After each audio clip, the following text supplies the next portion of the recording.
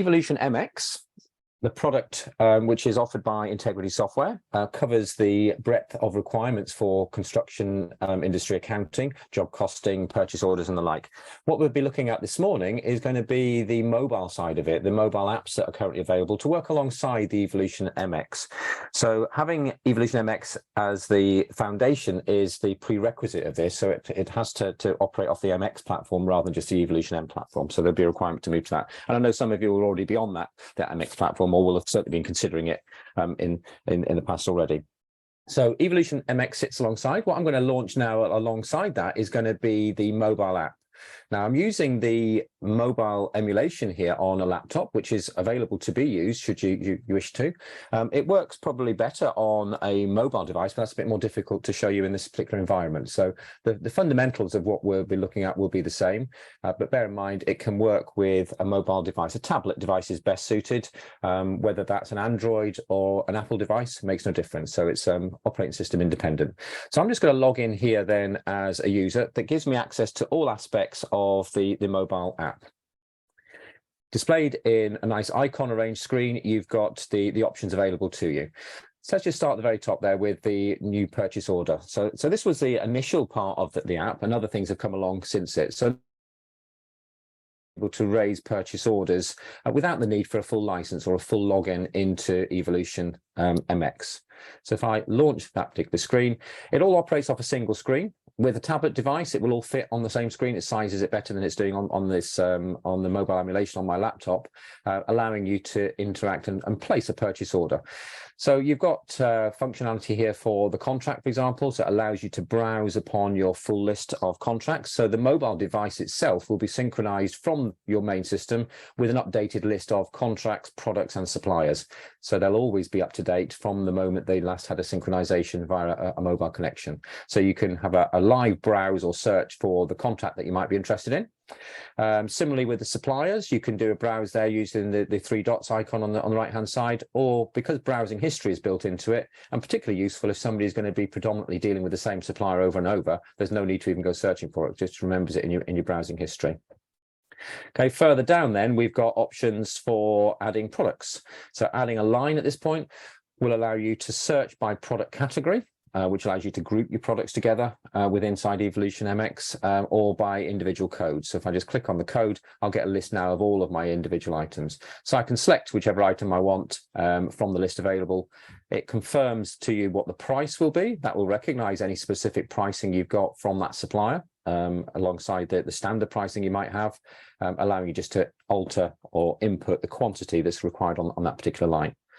So that's saving it as you go along. It won't submit it until you're ready to go. So you could at this point just save the purchase order as an open shopping list really, and come back to it and update it later time. So that means also it can be done when you're offline, because it works as an app. It's not requiring a live connection to your Evolution MX system at the moment. And that could be useful, of course, for people out on remote sites where they're needing to compile a purchase order, but can't actually do the submission till later. If you try to submit it and there is no signal, it automatically saves it and will submit it when it next makes an attempt to connect. But you can use the save option yourself as you go along. So you can continue going through, adding lines, browsing from your product catalog. Of course, your product catalog is published, as I say, from your Evolution MX system, and that in turn could have been updated via an import from a supplier price file, for example. So adding lines to it, having the lines displayed, ready to submit as and when you do so, hit the submit button. The little green icon in the top right will synchronize automatically in line with whatever time elapsed has been set on the system. But if you need to force it, you can just click on the green icon and it will force it through. So that now tells me that I've got the purchase order number 156. So it's allocated the next number in sequence from your central order book. And it's told me also authorization is not required. So that's an important point to note, that if you are using purchase order authorization, it's not an opportunity to bypass that. It will adhere to that. So if somebody has gone over the threshold that you set for them on purchase orders of £100 or whatever it might be, then it will enforce authorization before it will be sent off to the supplier. In my case, because no authorization was required, I'm safe in the knowledge that purchase order has gone onto the system, it's updated my committed costs on the job, and it's emailed off to the supplier a copy of that purchase order. So it's ready for the next stage in the process, whatever that may be.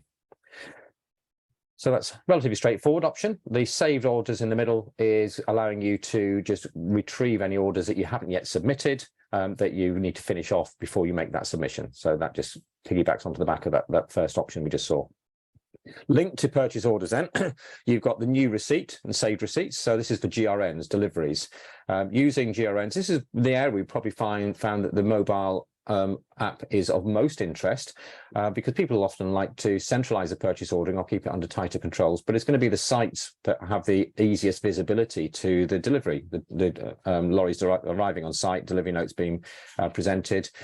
And this negates the need really for anybody to have to send any paperwork off to the office because it can all be done on a remote device where, as I say, they're the best place really to be able to record what deliveries have been made. So using the new receipt option, similar to what we just seen with the purchase order, again, a single screen allows that to be used. You've got the supplier selection or browsing history built in, and then you've got the purchase order selection. So that's going to look at the purchase orders. So purchase orders raised, whether they're on the mobile device or whether they have come from the main central system, will be available to be incorporated here for goods receipt.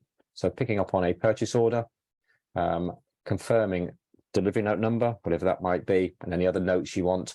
You've then got camera enablement. So on a mobile device with a camera, such as an iPad or a Galaxy Tab, clicking on that will enable the camera. So you could take a photo shot of the actual delivery note that then becomes a document that becomes attached to the purchase order and in turn gets saved within inside Evolution MX. In the absence of a camera, my camera icon will allow me to browse to a file that's already on this device. And that would work also on the mobile devices as well, if you have already downloaded a copy to them. So you can just select one or more files to accompany that particular delivery note. It's then a case of adding lines to the GRN based upon the purchase order. So when you search on the code here, it's going to be showing you the products that were on the order, how many were ordered and how many have so far been delivered. And then a case of just selecting them and confirming of the quantity of 5 ordered, how many has actually been received. Okay, saving that, continuing going, adding more lines to it, until you are ready to submit. But again, you've got that save option again. So if you are expecting another delivery and you don't yet want to submit the GRN in full because there's a second lorry coming or whatever, then you can save it and return to it later. Other than that, submit it. It will then synchronize back to the main system and just confirm to you that it's now added a GRN to that purchase order. Whilst I'm going through these options quite quickly this morning, there will be an opportunity for you to do a follow-up. If you're interested in anything you want to see in more detail, and please let us know, and we'll be able to entertain you on a one-to-one basis by all means. Another quick option there for you on the very top right row is time entry. This is a very simple way of guys on site being able to record the jobs that they've worked on and the time involved. So again, it synchronizes with a list of the jobs. They can select the jobs from there, say that they started work on a particular date and time, completing the job, confirming that, and able to use a selection on the timings.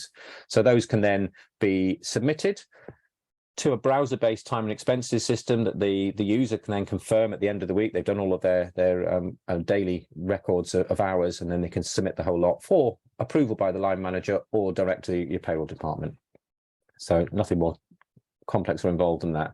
Submitting at that point would allow that to go off into the system. Okay, works orders is a big part of the mobile app. That's a bit of a niche market, so not all of you are necessarily going to be interested in it, but just to broadly cover what it involves, it's for the repairs and maintenance, site visits for minor repairs, housing associations, snagging, that sort of thing, where you've got the works orders module of Evolution MX, and you want to be able to schedule jobs out to engineers. Engineers can then pick up the job from the works order side, perhaps do a start of day routine, things like checking the vehicle they're using, make sure the windscreen's okay, tire pressures and any damage to the vehicle or whatever it might be, starting mileage and so forth. And then they can respond to the jobs that have been sent to them on the mobile device and update the progress as they are traveling to the job or arriving at the job, or whether they're using spare parts or getting a quote request from the customer. And all of that can be synchronized back to your main system. That in itself is quite a big area to look at. So for the moment, we'll park that. Just be aware of the fact it is one of the options. And if you're at all interested, let us know. We can go through that with you on a one-to-one basis by all means. Down towards the bottom, then we've got the largest growth area we've really seen with the mobile side, and the thing I'm going to be concentrating on most for the rest of the session this morning, mobile forms or site forms, where you want the guys on site to be able to work to agreed formats of forms, risk assessments, method statements, incident forms, accident logs, any health and safety type requirements. So you decide exactly what the forms are and which users get which forms. If I click into my form entry now, we'll be able to see the library of templates that this particular user has been sent. So they are sitting on the tablet device, ready to be filled in with the requirements that you set as a company to fill in the required details. So if I use an incident form, an incident or accident form as an example, let's call that up. That would be the form that you're probably using hard copy at the minute, or maybe you've got them on Word or Excel and you're just completing them, submitting the form, and then it's getting filed somewhere on the system. We're actually going to do all of that in one go. So the mobile device brings up the blank form and says, right, you fill it in. Using fields of your choice. Again, we've got browser-based history on things like contract code, but equally, we've got the full searching option there as well. So we can immediately link it to the appropriate contract, and that will get filed ultimately inside Evolution MX against that contract. Other fields can be formatted as easier selection to enable the user to fill in the details. Some are going to be free text, where you're able to put information you want to into those particular fields. You've got camera option as well. So again, you can take a photograph or you can browse to a file that's present, whatever that might be. Other fields can be set as choices, where you determine what the choices are, can help the user fill those in by making sure they don't just leave it empty or put an ambiguous answer. You can make sure that the answer they're giving is one of the choices that you've said are the appropriate for that particular field. You can use the forms also to collect signatures. So whatever signature is required on a particular form can be stored alongside it. Other fields can be included as free text, where you can freely type as much information as you want on there. Other fields I've got here are multiple choices, so rather than just two choices, you have as many choices as you want. So you can request that information is filled in. If a user makes an attempt to submit a form, as I'll now do, without having filled in the core basic information, then the system will be checking that and telling you, hang on a minute, there's a check on that one. We've got to make sure that the time lost field is filled in before this form is submitted. It's not going to check on the content of it. It's just going to require that there is something there, even if it's zero. But it shows that the user has at least considered the field and made an informed choice as to what to put into it. If I now submit, if I'd cancelled out of it, it would have saved it anyway, and then you can come back to it and continue with it later. But as I submit it, I'm now going to ask it to be sent off to the main system. Okay, that will synchronize back to it. Now that might go directly to the contract. I say might because it's up to you as a company to decide whether a form has to go through approval or sign off or before it appears on a contract. So you can choose that on a form by form basis. Just to show you another couple of options, maybe a risk assessment. A lot of people are asking for this kind of information nowadays. So we can have quite a complex form embedded into the system, multiple pages on this case, with signature captures you can see towards the bottom, and a much more straightforward way of being able to record the information. Just tick boxes can be set onto it, so you can decide which ones are going to be used on that basis.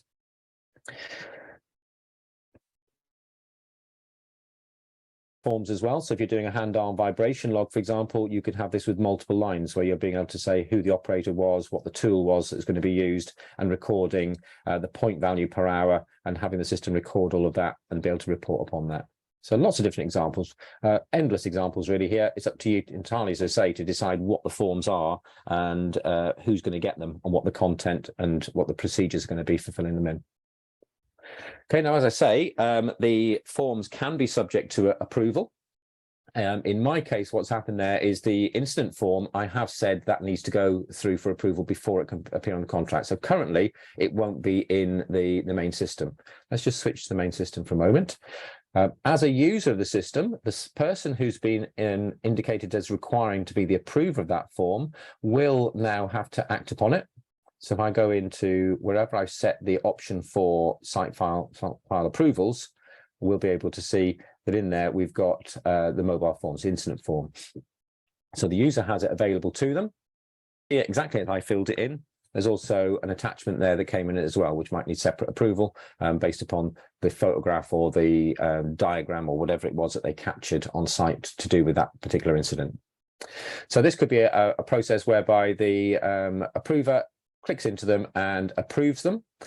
They may be a regular visitor of Evolution MX, so forth that they don't necessarily need to be reminded of that. They can just check their approvals.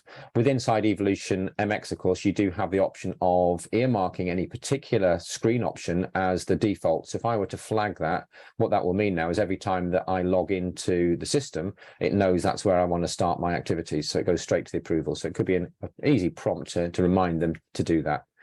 Alongside that, though, you do also have the option for emailing to happen. So I've got the email enabled. So even as a non-user of the system, I could be told about a document that's requiring approval. And you'll notice here in the email itself, it does say you can reply to it with the word approve, and it will effectively do the approval process for you without you having to visit Evolution MX. Okay, attached to the email will be a copy of the document that's being completed by the source user. Okay, just come out of there, close my screen, go back into where we were. Okay, so going into Evolution MX again, the next time I visit, it's going to take me, as we saw before, back to the approval side. Okay, because I'd set that as my approval, and if I now just mark it in here, so I'll choose to approve it with inside Evolution MX rather than using the email. That will now mean that that form is available to all to be able to see on the contract side. So if I were to go into my contract, I can go into the traditional contract inquiry that some of you may be familiar with already, or we can use the analytics side of things to select the contract I want and have the system then present me with a dashboard of your choosing filtered on that particular contract selection. So this could be presenting me with lots of financial and statistical information about the contract, costs, revenue, profit, budgets, orders, all sorts of information. All these dashboards are covered in a separate webinar we do for analytics and dashboards. They can be configured to your choosing. So this is just showing you an illustration of what could be achieved at this point.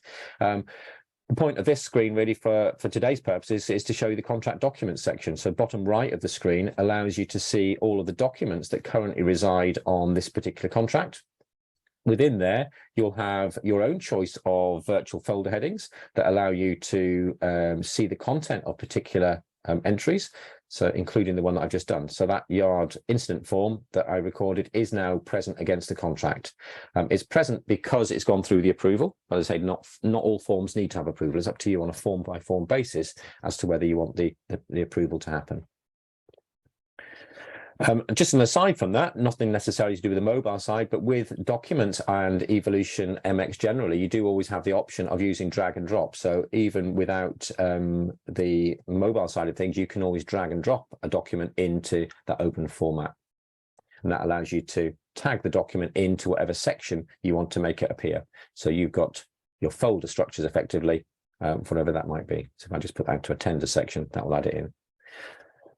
So that's outside of any requirement for the form side of things, equally as useful in certain occasions for more ad hoc type documents, should you wish to. Okay, so the form itself is designed with inside Evolution MX. When I say it's designed, I mean the content of the data that's going to be collected on that form is there. So looking at the example that I just showed you, the incident form, let's call it up as a template and show you where that design took place. So this will be available to whichever users in your organization are equipped with the knowledge to be able to complete these forms. It's not something we need to get involved in necessarily. Let's just run the form designer and it will load up that form that you saw me fill in, and we'll be able to see where that information was being requested and how it was collected. So on this incident form, which you'll be familiar with having seen it in action already, I've added certain fields to it. So a field which for contract code does a lookup on my Evolution M contracts. A date field, which is a date format, strange enough, allowing you to record that in date format. Photo captures, text fields, statements is a choice field, and the way I've instigated a choice field is just by using the pick list option, separating any available choices with a semicolon so that they appear as a list for you. I had the signature as well, which was the characteristic of that is when that is happening. I didn't use any checkboxes, though that is another of the options that you've got at that point. You saw me use it on the risk assessment, so that's how you just put a box on the screen and allow it just simply to have a tick or blank entry against it.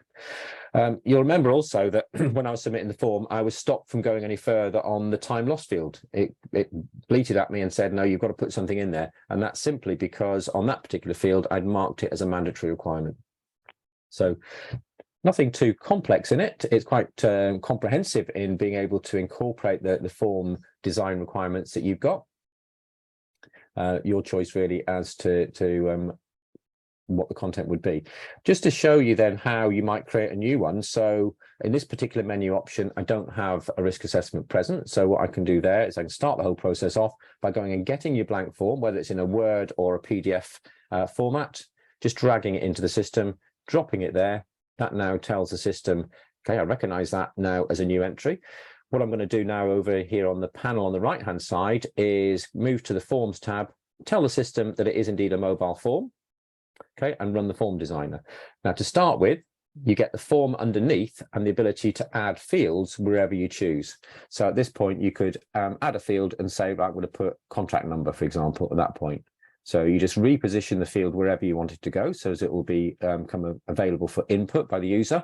And then over on the right-hand side, you address the characteristics of that particular field. So text is fine as it is. I'm going to do a search on it, which enables us to go and look for the Evolution MX contract, which will be sitting within the mobile. I'll just select contract at that point, add that as a field.